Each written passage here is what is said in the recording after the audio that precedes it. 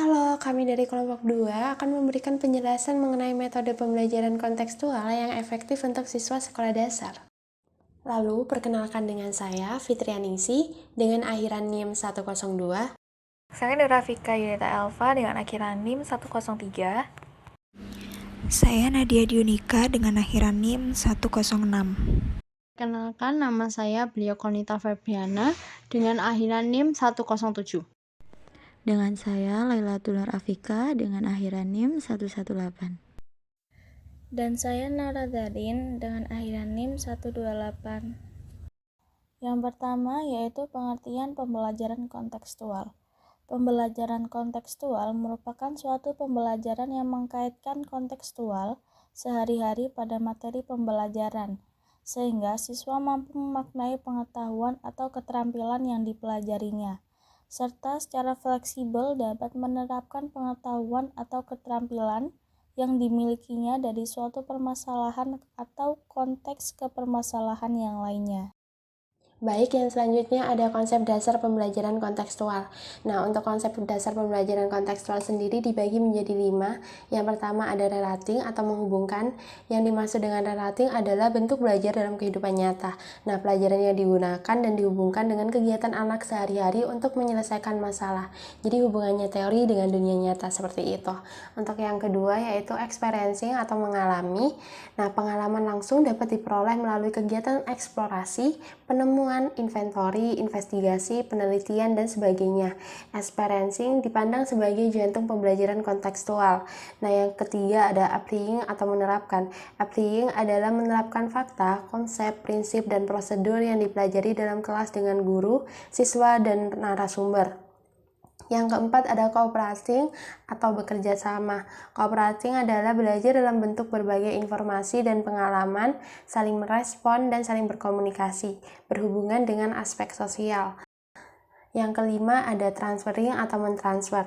Transferring merupakan kegiatan belajar dalam bentuk memanfaatkan pengetahuan dan pemahaman berdasarkan konteks baru untuk mendapatkan pengetahuan dan pengalaman belajar yang baru.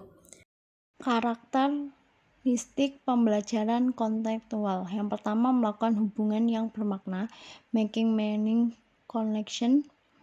2. Melakukan kegiatan-kegiatan yang signifikan, doing significant work. Yang 3. Belajar yang diatur sendiri, self-regulating learning. 4. Bekerja sama, collaborating. 5. Berpikir kritis dan kreatif, critical dan creative thinking. 6. Mengasuh atau memelihara pribadi, nurturing the individual. Yang ketujuh, mencapai standar yang tinggi atau reaching high standard. 8.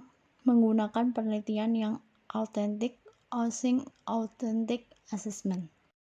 Lalu yang selanjutnya adalah prinsip pembelajaran kontekstual, di mana ada 7 prinsip yang harus dikembangkan oleh guru, yaitu yang pertama adalah konstruktivisme.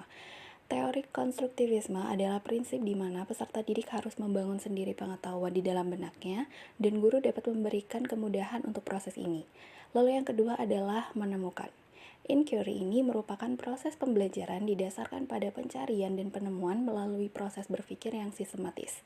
Guru harus melancang pembelajaran yang dapat membuat peserta didik menemukan sendiri materi yang harus dipahami.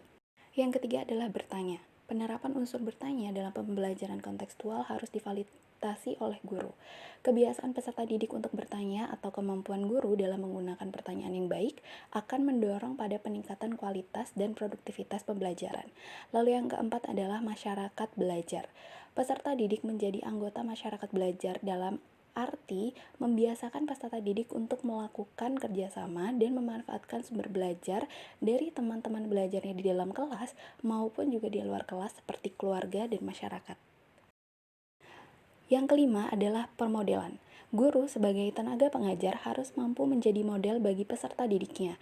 Akan tetapi, perkembangan ilmu pengetahuan dan teknologi serta tuntutan peserta didik yang semakin berkembang dan berkeanekaragaman. Maka dari itu, pembuatan model dapat dijadikan alternatif untuk mengembangkan pembelajaran agar bisa memenuhi harapan siswa secara menyeluruh. Yang keenam adalah refleksi. Refleksi adalah cara berpikir tentang apa yang terjadi atau baru saja dipelajari. Dengan kata lain, refleksi adalah berpikir ke belakang tentang apa-apa yang sudah dilakukan di masa lalu. Lalu yang terakhir adalah penilaian sebenarnya.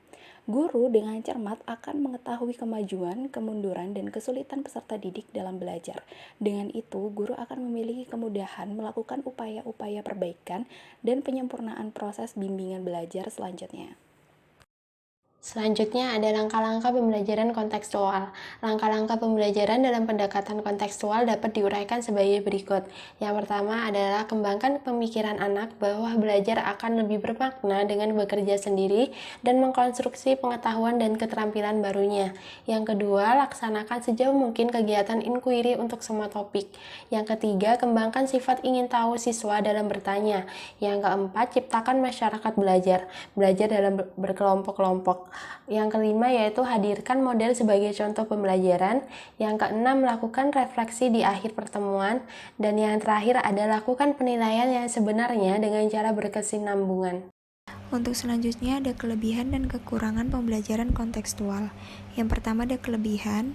Dalam pendekatan kontekstual, siswa akan lebih percaya diri dalam mengungkapkan apa yang mereka lihat dan apa yang mereka alami dalam kehidupan nyata, dan membuat mereka siap menghadapi masalah-masalah yang biasa muncul dalam kehidupan sehari-hari, serta lebih menyenangkan karena siswa tidak jenuh dengan pembelajaran yang monoton di dalam kelas.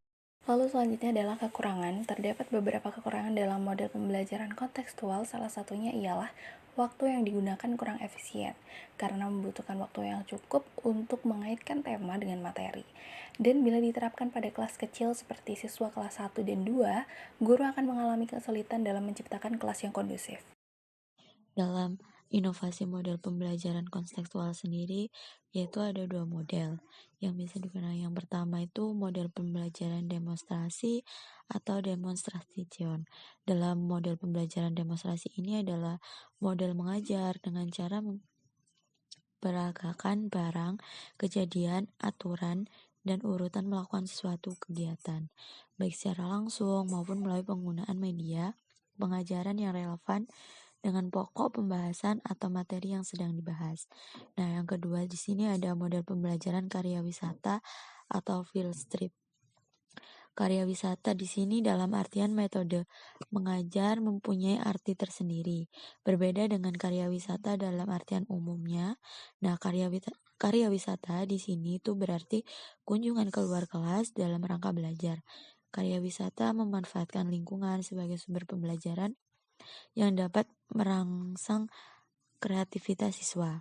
Nah, untuk informasi dapat lebih luas dan aktual, siswa dapat mencari dan mengolah sendiri informasi.